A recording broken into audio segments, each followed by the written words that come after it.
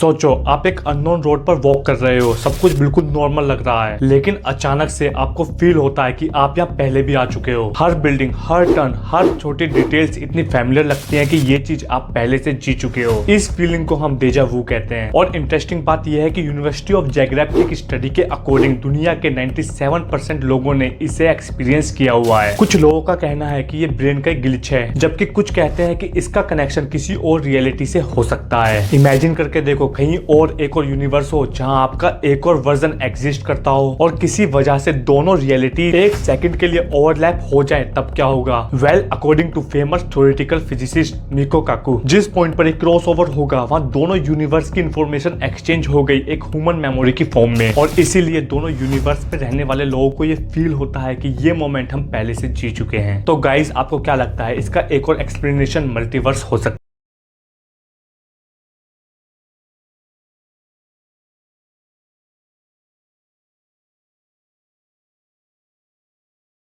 को पहले बता रहा था, ये सारे के सारे रीजन अभी के लिए एक हाइपोथेसिस, एक स्पेकुलेशन है। हमें अभी तक इसका कोई सॉलिड प्रूफ नहीं मिला है, लेकिन हमें एक चीज का प्रूफ जरूर मिला है, और वो ये कि मल्टीवर्स एक्चुअली में एग्जिस्ट करता है। एग्जैक्टली फ्रेंड, वही मल्टीवर्स जो आज तक थ्योरी में था। आपने मल्टीवर्स के ऊपर बहुत सी वीडियोस देखी होंगी। इसे प्रूफ कर पाना बहुत मुश्किल है, क्योंकि हमारा फील्ड ऑफ विजन हमारे यूनिवर्स के एज तक भी नहीं पहुंच पाता। तो उसके बाद क्या है ये कैसे पता चलेगा? लेकिन इटली की ट्रेनेटो यूनिवर्सिटी के साइंटिस्ट ने एक ऐसा एक्सपेरिमेंट किया है जिसने एक्सपेरिमेंटली ये प्रूव कर दिया है कि मल्टीवर्स एग्जिस्ट करता है। इनफैक्ट साल 2017 के अंदर एक वुमेन ने रेडिट पर मल्टीवर्स से रिलेटेड अपना एक एक्सपीरियंस शेयर किया। वो मानती थी इस सब के पीछे मल्टीवर्स ही एक वजह है। वो क्या था, चलिए जानते हैं। 2017 में उस लेडी ने बताया कि उसके हस्बैंड के एक पैरेलल वर्जन ने उसे दूसरे यूनिवर्स से एक टेक्स्ट मैसेज भेजा था। सुनने में शॉकिंग लगता है। उस वुमेन के फोन पर एक मैसेज आया कि हु इज दिस। फिर जब उसने चेक किया तो मैसेज उसके हस्बैंड के नंबर से ही था, लेकिन यहाँ ट्विस्ट ये था कि उसका हस्बैंड तो चैन से उसके साइड में ही सो रहा था और उसका फोन भी साइड टेबल पर रखा था। तो सोचने वाली बात यहाँ ये थी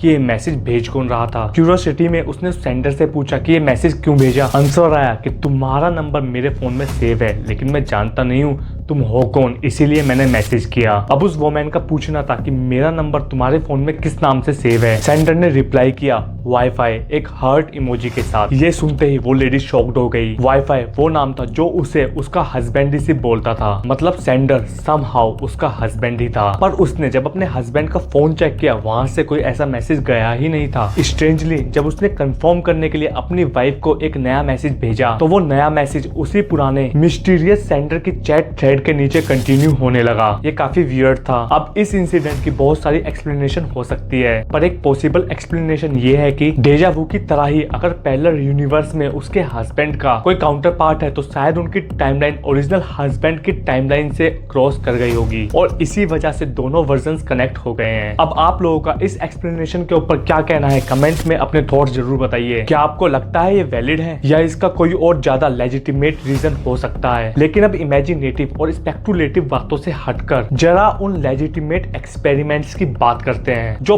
प्रूव करता है कि मल्टीवर्स सच में एग्जिस्ट करता है। मल्टीवर्स को समझने के लिए हमें बिग बैंग थ्योरी को फिर से समझना होगा, क्योंकि बहुत से लोग बिग बैंग थ्योरी को पूरी तरह से नहीं समझते, और इसके पीछे की वजह यह है कि अक्सर वीडियो में सिर्फ आधी ही स्टोरी बताई जाती है। अब मैं आपको फुल पिक्चर दिखाता हूँ। लोग कहते हैं कि बिग बैंग हुआ और 10 से 30 सेकंड के अंदर यूनिवर्स बहुत फास्ट ग्रो हुआ, जिसे हम कॉस्मिक इन्फ्लेशन स्टेज कहते हैं, और इसी इन्फ्लेशन से यूनिवर्स अपने करंट फॉर्म में आया। पर यह सिर्फ आधा सच है। अगर आप पूरा सच समझोगे तो यूनिवर्स की फॉर्मेशन के साथ साथ मल्टीवर्स की फॉर्मेशन भी समझ में आ जाएगी, क्योंकि असल में मल्टीवर्स की कहानी हमारे यूनिवर्स के फॉर्मेशन में ही छुपी है। कॉस्मोलॉजिस्ट के अकॉर्डिंग बिग बैंग से ठीक पहले सारी एनर्जी एक पॉइंट पर सेंटर्ड थी जो बहुत अनस्टेबल था, और एक झटके में वहां एक्सप्लोजन हुआ जिसे हम बिग बैंग कहते हैं, या आप इसे रैपिड एक्सपेंशन ऑफ स्पेस बोलो, दोनों एक ही बात है। स्पेस यहाँ बहुत तेजी से एक्सपेंड हो रहा था। बिग बैंग के तुरंत बाद हमारा यूनिवर्स नहीं बना था, सिर्फ हमारा स्पेस एक्सपेंड हो रहा था। यूनिवर्स को बनने में थोड़ा वक्त था। एनीवे, बिग बैंग के बाद ये सारी एनर्जी इस इन्फ्लेशन स्पेस में बराबर डिस्ट्रीब्यूट होने लगी। इस पॉइंट पर अगर कोई बाहर से इस इन्फ्लेशन स्पेस को देखता तो उसे ये बहुत काम और स्टेबल लगता, वैसे ही जैसे गैस पर रखा हुआ दूध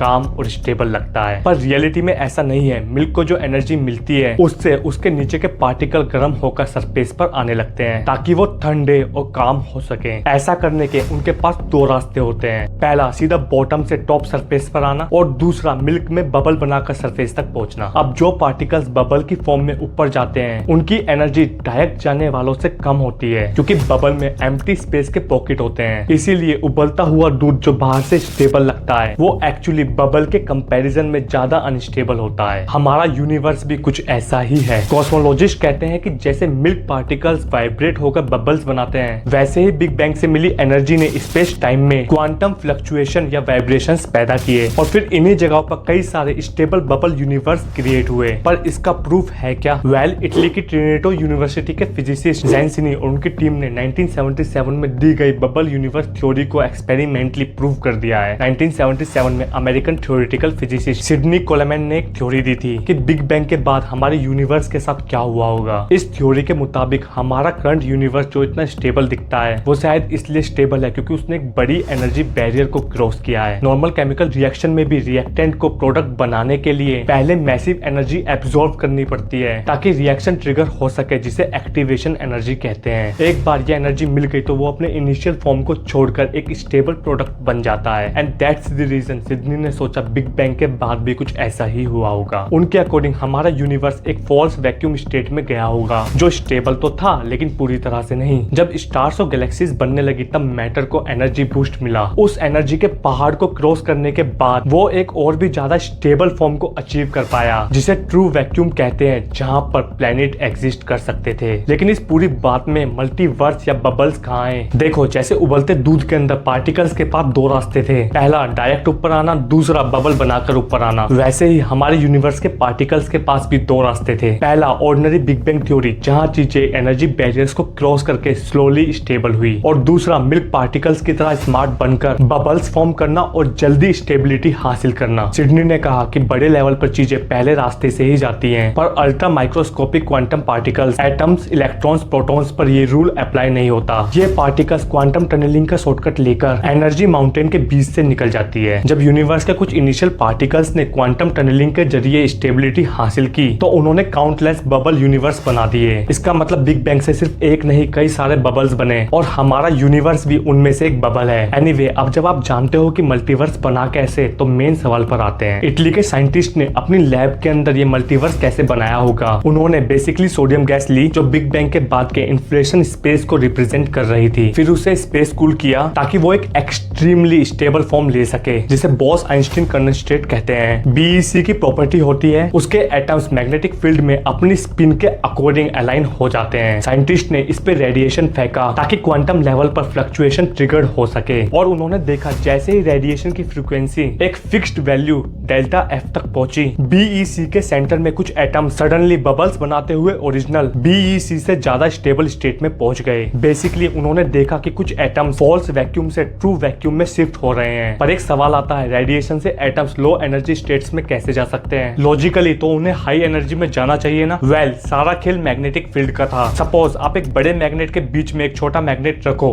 तो वो बड़े मैग्नेट के साथ इजिली अलाइन हो जाएगा, लेकिन अगर हम एनर्जी लगाकर उसे दूसरे डायरेक्शन में घुमा दें तो पहले वो रजिस्ट करेगा, पर एक बार पूरा रोटेट होने के बाद वो अपोजिट डायरेक्शन में फिर से अलाइन होकर स्टेबल हो जाएगा। और एग्जैक्टली यही हुआ रेडिएशन एनर्जी से। कुछ एटम्स मैग्नेटिकली फ्लिप हुए और स्मॉल बबल्स में ग्रुप होकर और भी ज्यादा स्टेबल हो गए। इस एक्सपेरिमेंट ने प्रूव किया कि इन्फ्लेशन स्पेस बबल्स की फॉर्म में ट्रांजिशन करता है और हर बबल एक इंडिविजुअल यूनिवर्स बन सकता है। पर दोस्तों, आपको क्या लगता है ये मल्टीवर्स की एग्जिस्टेंस का एक सॉलिड प्रूफ है या नहीं? इस बात को कमेंट में बताइए। तब तक के लिए हमारे चैनल को सब्सक्राइब करें और हमारे साथ जुड़े रहें। मिलते हैं किसी और वीडियो में अगली बार। नमस्कार।